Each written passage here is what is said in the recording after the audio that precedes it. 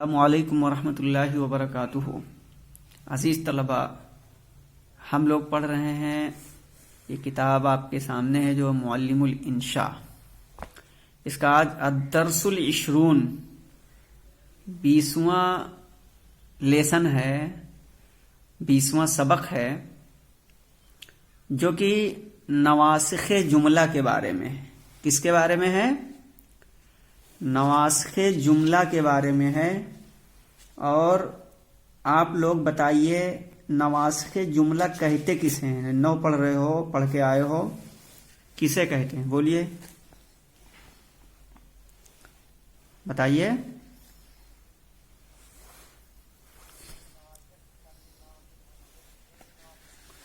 نواسخ سنے نہیں؟ کیا بات کر رہے ہو جی؟ نو کی کتاب میں پڑھ چکے ہو؟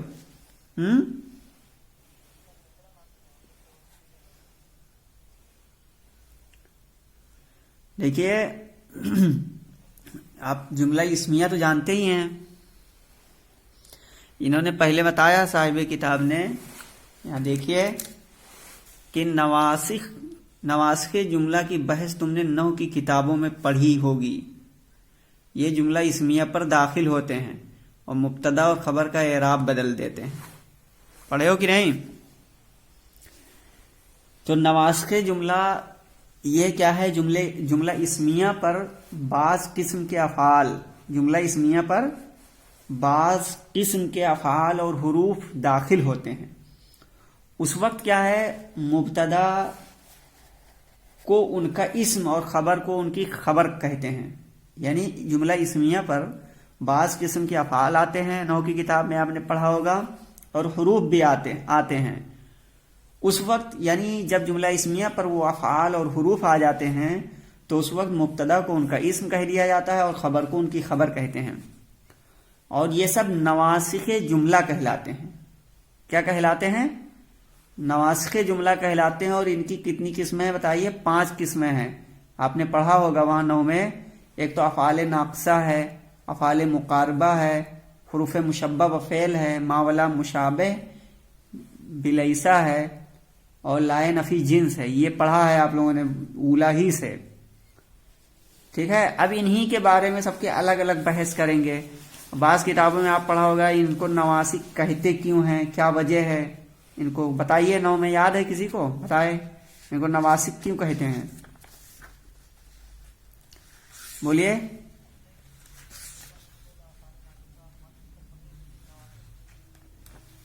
نہیں ایسا نہیں پڑھے ہو، دھیان نہیں دیے ہو تو بہرحال یہ نواسخ ہیں۔ تو نواسخ یہ ایسے افعال اور حروف ہیں، کیا ہیں یہ؟ ایسے افعال اور حروف ہیں جو مبتدا خبر پر داخل ہو کر ان کے سابقہ نام، یعنی سابقہ نام کیا ہے؟ مبتدا خبر تھا نا، تو ان کا سابقہ نام بدل ڈالتے ہیں، اعراب الٹ پلٹ دیتے ہیں اور معنوی حالت کو تبدیل کر دیتے ہیں، جس کے بعد مبتدا ان کا اسم ہو جاتا ہے اور خبر ان کی خبر کہلاتی ہے۔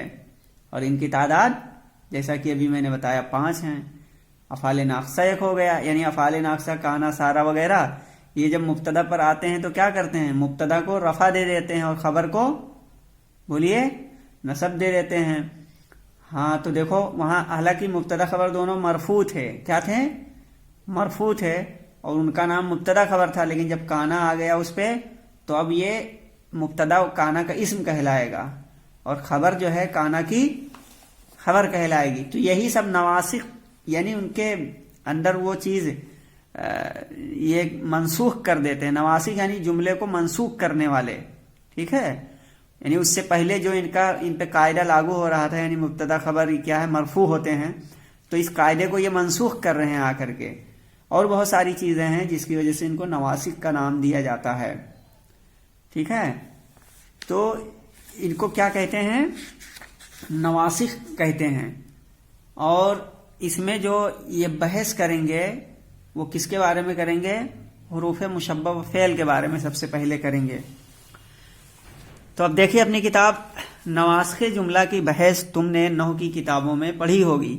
یہ جملہ اسمیہ پر داخل ہوتے ہیں اور مبتدا و خبر کا اعراب بدل دیتے ہیں۔ کیا کرتے ہیں یہ؟ مبتدا خبر کا اعراب بدل ڈالتے ہیں۔ اسی لیے ان کو نواسخ یعنی جملے کو منسوخ کرنے والا کہتے ہیں. اسی لیے ان کو نواسخ جملہ یعنی جملے کو منسوخ کرنے والے کہتے ہیں. یہ حروف جملہ اسمیہ پر جب داخل ہوتے ہیں تو مبتدا کا نام اسم ہو جاتا ہے. ٹھیک ہے، کیا ہو جاتا ہے؟ اسم ہو جاتا ہے. مبتدا کا نام اسم ہو جاتا ہے اور خبر کا نام اس کی خبر کہلاتی ہے. اب یہ کہہ رہے ہیں نواسخ جملہ 4 طرح کے ہوتے ہیں. نواسخ جملہ کتنی طرح کے ہوتے ہیں؟ 4 طرح کے ہوتے ہیں. حروف مشبہ بالفعل ہے، ٹھیک ہے، افعال ناقصہ ہے، ماولا کیا پڑھو گے؟ مشبہ ہے، ہاں، ماولا مشبہتان بلیسا اور لائے نفی جنس. تو یہاں حروف مشبہ بالفعل لکھے جاتے ہیں. باقی کا بیان اگلے اسباق میں آئے گا، یعنی الگ الگ سبق انہوں نے قائم کیا ہے، وہاں یہ بحث کریں گے ہر ایک کو لے لے کر کے الگ الگ، ہے نا، چونکہ ایک ساتھ سب کو بیان کرنا مناسب نہیں. یہاں الدرس الحادی والعشرون، یہاں صرف افعال ناقصہ کو انہوں نے بیان کیا ہے نا. اور آج کا سبق جو 20 سبق ہے اس میں صرف حروف مشبہ بفعل کو بیان کیا، حروف مشبہ بفعل کو، اور سبق نمبر 21 میں افعال ناقصہ کو، اور یہ جو ہے سبق نمبر 22 میں ماولا مشبہتانی بلیسا کو، اور اس کے بعد میں ہاں لائے نفی جنس کو. اس طریقے سے انہوں نے الگ الگ باب قائم کر کے کیا ہے، اور ہر ایک کے تحت یہ پھر افعال مقاربہ بھی لے کے آئے ہیں. پھر یہ اس طریقے سے ہر ایک کی تمرین بھی اسی پہ مشق کرایا ہے. تو یہ بہت اہم بحث ہے، چھوٹے چھوٹے جملے اس میں رہتے ہیں، اس کو جاننا اچھی طریقے سے بہت ضروری ہے. تو اتنی بات واضح ہو گئی نا کہ نواسخ کسے کہتے ہیں، یعنی یہ جملہ اسمیہ پر آتے ہیں، بعض قسم کے افعال اور حروف اس میں داخل ہوتے ہیں، اس وقت مبتدا کو ان کا اسم کہہ دیا جاتا ہے اور خبر کو ان کی خبر، اور یہ سب نواسخ جملہ کہلاتے ہیں. ان کی 5 قسمیں ہیں. یہاں آپ کی کتاب میں 4 بیان کر رہے ہیں، لیکن آپ 9 کی کتاب میں 5 پائیں گے. افعال ناقصہ، افعال مقاربہ، حروف مشبہ فعل، ماولا مشبہتان بلیسا اور لائے نفی جنس. یعنی افعال مقاربہ کا یہاں ذکر نہیں کیا ہے لیکن وہ بھی ہے. تو یہ چیزیں کیا ہیں؟ نواسخ جملہ ہیں. اور آپ کی کتاب میں ایک نواسخ کی وجہ یہاں بتا دیا ہے کہ نواسخ جملہ ان کو اس لیے کہتے ہیں چونکہ یہ جملے کو منسوخ کرنے والے ہوتے ہیں، اور یہ حروف جملہ اسمیہ پر جب داخل ہوتے ہیں تو مبتدا کا نام اسم ہو جاتا ہے، ان کا اسم. تو یہ اتنی بات واضح ہو گئی. ٹھیک ہے کہ ابھی ہے کوئی ڈاؤٹ بتائیے. اب اس کے بعد میں آئیے، نواسخ جملہ 4 طرح کے ہیں. ایک ہے حروف مشبہ بالفعل، افعال ناقصہ، ماولا مشبہتان بلیسا اور لائے نفی جنس. یہاں حروف مشبہ بالفعل لکھے جاتے ہیں، باقی کا بیان آگے اسباق میں آئے گا. یعنی یہ اس سبق میں حروف مشبہ کے بارے میں بتائیں گے کہ یہ کون کون ہیں اور ان کا عمل کیا ہوتا ہے، یہ کس طریقے کا عمل کرتے ہیں. یہاں دیکھیے، یہ حروف جملہ اسمیہ یعنی مبتدا و خبر پر داخل ہوتے ہیں. کس پہ داخل ہوتے ہیں؟ مبتدا اور خبر پر داخل ہوتے ہیں. اپنے اسم یعنی مبتدا کو کیا ہے، یہ نصب دیتے ہیں. کیا کرتے ہیں؟ نصب دیتے ہیں. نصب بولے تو بولیے کس کو کہیں گے؟ ہاں، زبر دیں گے. ٹھیک ہے، دیتے ہیں. اور کیا کرتے ہیں بولیے؟ ہاں، اپنی خبر کو رفع دیتے ہیں. حروف مشبہ بالفعل کتنے ہیں؟ 6 ہیں. انا، انا، کانا، لاکنہ، لیتا، لعلہ. تو یہ 6 ہیں. اور یہ کیا ہیں؟ حروف ہیں. یہ حروف جملہ اسمیہ مبتدا خبر پر داخل ہوتے ہیں اور اپنے اسم کو، اچھا ان کو مشبہ بالفعل یا مشبہ بفعل کیوں کہتے ہیں یہ بتائیے.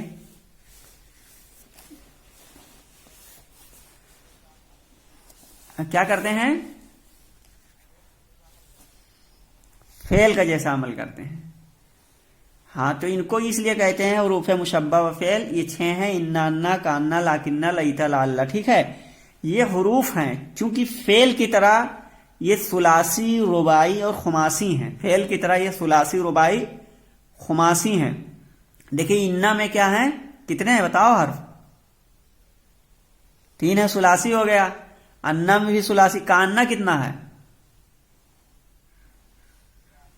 رباعی ہو گیا. اور خماسی ڈھونڈو اس میں کون ہے؟ یہ لاکنہ ہو جائے. دیکھیے ہاں تو خماسی، تو اسی لیے ان کو چونکہ یہ فعل کی طرح ثلاثی، رباعی اور خماسی ہوتے ہیں اور فعل کے معنی دیتے ہیں. کیا دیتے ہیں؟ فعل کے معنی دیتے ہیں. اور نیز فعل ماضی کی طرح مفتوح الآخر ہیں. فعل کے معنی دیتے ہیں اور فعل ماضی کی طرح یہ مفتوح الآخر ہیں. یعنی جیسے فعل ماضی کا آخر کیا ہے؟ مفتوح ہوتا ہے. جیسے فعلا، کتبا، ضربا ہے نا، سب آخر میں دیکھ رہے ہو ان کا وہ مفتوح ہوتے ہیں. اسی لیے مفتوح الآخر ہیں فعل مضارع کی، فعل ماضی کی طرح. تو یہ مشابہت پائی جا رہی ہے. ایک تو یہ فعل کی طرح ثلاثی، رباعی، خماسی ہوتے ہیں اور دوسری کہ یہ فعل ماضی کی طرح مفتوح الآخر ہوتے ہیں. ٹھیک ہے، اور اس لیے حروف مشبہ و فعل کہلاتے ہیں. اس لیے ان کو حروف مشبہ و فعل کہلاتے ہیں. ہاں کہا جاتا ہے. ٹھیک ہے، اور اس میں فعل کے معنی بھی پائے جاتے ہیں. ان کو یہ کیا ہے، فعل کے مشابہ بھی ہوتے ہیں اور اپنے اسم کو نصب اور خبر کو رفع دیتے ہیں. تو یہ بات واضح ہو گئی. یعنی حروف مشبہ فعل کیوں کہتے ہیں، اس کی وجہ تسمیہ جان لیا ہے. اور یہ کتنے ہوتے ہیں؟ انا، انا، کانا، لاکنہ، لیتا، لعلہ. یہ 6 ہیں. ان کو اچھی طریقے سے رٹ لینا ہے اور ان کا عمل یاد کر لینا ہے. ان کا عمل کیا ہوتا ہے؟ یہ جملہ اسمیہ پر آتے ہیں.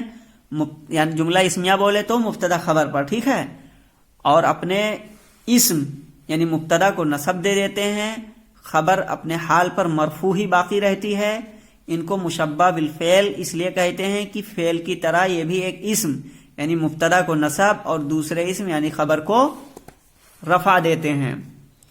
ٹھیک ہے، تو انہوں نے بھی ایک وجہ بتائی ہے. اب یہ ہر ایک کا معنی الگ الگ جان لیجئے. ٹھیک ہے، ہر ایک کا معنی الگ الگ جان لیجئے. آئیے اس کتاب کو پڑھنے سے پہلے ایک نو کی کتاب ہے، اس میں میں انا، انا یہ حروف مشبہ کے بارے میں پوری بحث آج پڑھیں گے، کل اس پہ پھر بحث کرنا پڑے. تو یہاں دیکھیے اس کتاب میں آپ پائیں گے حروف مشبہ بفعل یہ 6 ہیں. انا، انا جو کہ بے شک کے معنی میں ہیں. کیا معنی دیتے ہیں انا، انا؟ یہ بے شک کے معنی میں ہے. اور کانا کے معنی ہے گویا کی. کانا کے معنی کیا ہے؟ گویا کی. اور لاکنہ معنی ہے لیکن. لاکنہ کے معنی کیا ہے؟ لیکن. اور لعلہ معنی ہے شاید کی. اور لیتا کا معنی ہے کاش کی. ان کو مشابہ بفعل اس واسطے کہتے ہیں کہ ان میں فعل کے معنی پائے جاتے ہیں اور اپنے اسم کو نصب اور خبر کو رفع دیتے ہیں. استعمال کی صورت یہ ہے. یعنی اب ان حروف کے استعمال کی صورت یہ بتائیں گے صاحب کتاب. دیکھیے اس میں یہ بتا رہے ہیں کہ انا اور انا یہ تحقیق جملہ کے واسطے آتے ہیں. ٹھیک ہے، جیسے ان اللہ غفور الرحیم. کیا ترجمہ کرو گے؟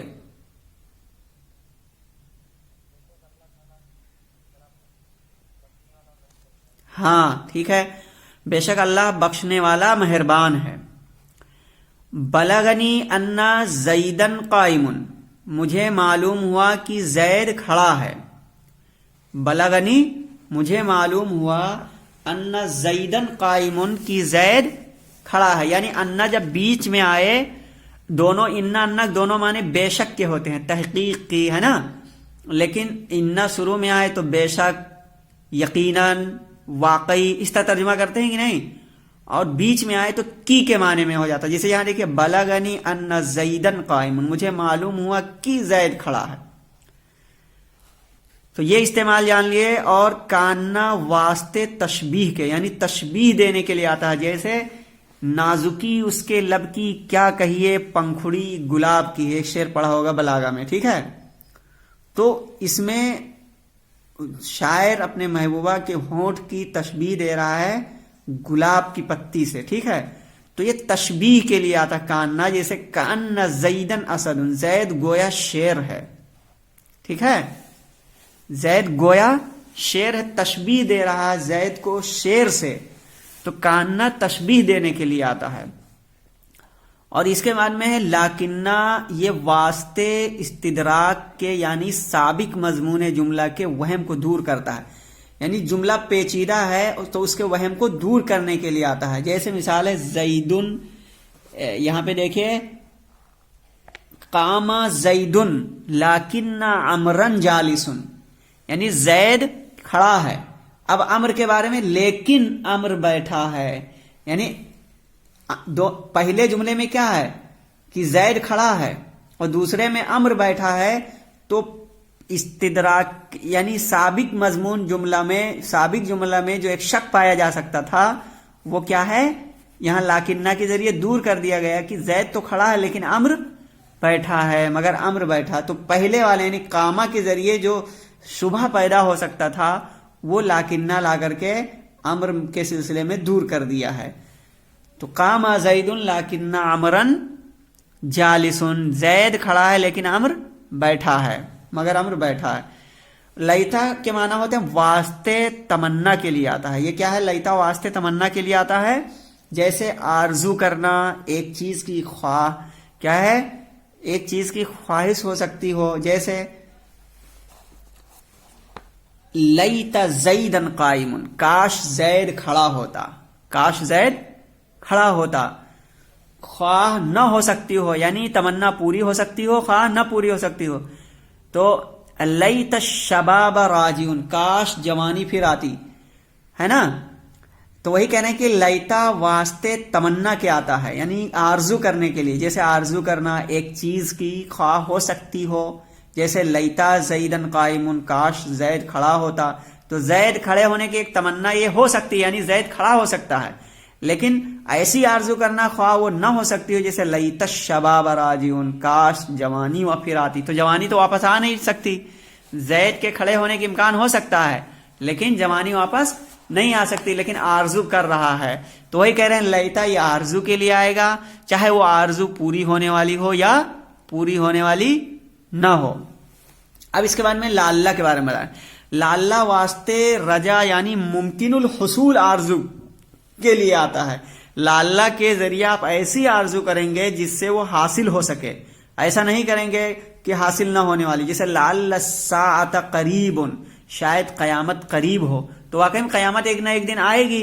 تو یہ ممکن الحصول آرزو کے لیے بتانے کے لیے لعلہ آتا ہے. ان 6 حرفوں کے بعد جب ما کافہ آئے, ٹھیک ہے, یہ بتا رہے ہیں ان کا عمل باطل ہوگا کہ جب ما کافہ آئے تو ان کے عمل کو زائل کر دیتا ہے. جیسے انما الہکم الہ واحد, انما الہکم, دیکھیں انا کے بعد میں ما آ گیا تو الہ پر اس کا عمل جو ہونا چاہیے تھا وہ باطل ہو گیا. انما الہکم الہ واحد, تمہارا معبود ایک ہی خدا ہے. اور اس وقت یہ حروف افعال پر بھی داخل ہو جاتے ہیں, یعنی جب ان حروف پر ما کافہ آ جائے تو افعال پر بھی آ جاتے ہیں. جیسے انما قام زید, زید کھڑا ہے. انما قام زید, زید کھڑا ہے. کأنما یساقون الی الموت, گویا کہ ان کو موت کی طرف دھکیلا جاتا ہے. تو یہ سب کے معنی وضاحت کے ساتھ انہوں نے بتا دیا ہے. اب یہ انا اور انا کے استعمال میں فرق بتا رہے ہیں کہ انا اور انا کے استعمال میں فرق یہ ہے کہ انا مقصورہ صدر کلام میں آتا ہے, یعنی جملے کے شروع میں آتا ہے انا, اور اپنے اسم اور خبر سے مل کر کلام تام بن جاتا ہے. جیسے انا زیدن قائم, اس جگہ انا اپنے اسم اور خبر سے مل کر جملہ اسمیہ ہے. انا کے بارے میں کہہ رہے ہیں یہ مفتوحہ, انا مفتوحہ وسط کلام میں آتا ہے, بیچ میں آتا ہے, اور اپنے اسم و خبر سے مل کر مفرد کے حکم میں ہو جاتا ہے. کس کے حکم میں ہو جاتا ہے؟ مفرد کے حکم میں ہو جاتا ہے. اور ایک فعل یا اسم کا اس کے پہلے آنا ضروری ہوتا ہے. اس کا یہ انا فاعل یا مفعول یا کوئی اور جز جملہ بن جاتا ہے. جیسے بلغنی ان زیدن قائم، مجھے خبر پہنچی کہ زید کھڑا ہے. علمت ان زیدن فاضل، تو پہلی جگہ کیا ہے؟ انا اپنے اسم اور خبر سے مل کر، یعنی بلغنی ان زیدن قائم. اس مثال میں پہلی جگہ بلغا کا فاعل اور دوسری جگہ علمتو کا مفعول ہے. فائدہ ان مکسورہ کی خبر پر کبھی لام تاکید مفتوحہ آتا ہے، جیسے ان زیدن لقائم، اور علیما اور اس کے مشتقات کے بعد جب انا مفتوحہ کی خبر پر لام آئے تو اس وقت انا بھی مکسورہ ہو جاتا ہے، جیسے واللہ یعلم انک لرسول، خدا تعالی جانتا ہے کہ تم بے شک اس کے رسول ہو. ٹھیک ہے عزیز طلبہ، وقت ہو چکا ہے اور اس کے بارے میں وضاحت کے ساتھ آپ کو 9 کے حوالے سے بتایا گیا. کل اس کو ہم ڈائریکٹ پڑھیں گے اور یہ سبق پورا ہوگا اور اس کی ایکسرسائز بھی دی جائے گی. چلیے آج کے لیے اتنا ہی. السلام علیکم ورحمۃ اللہ وبرکاتہ.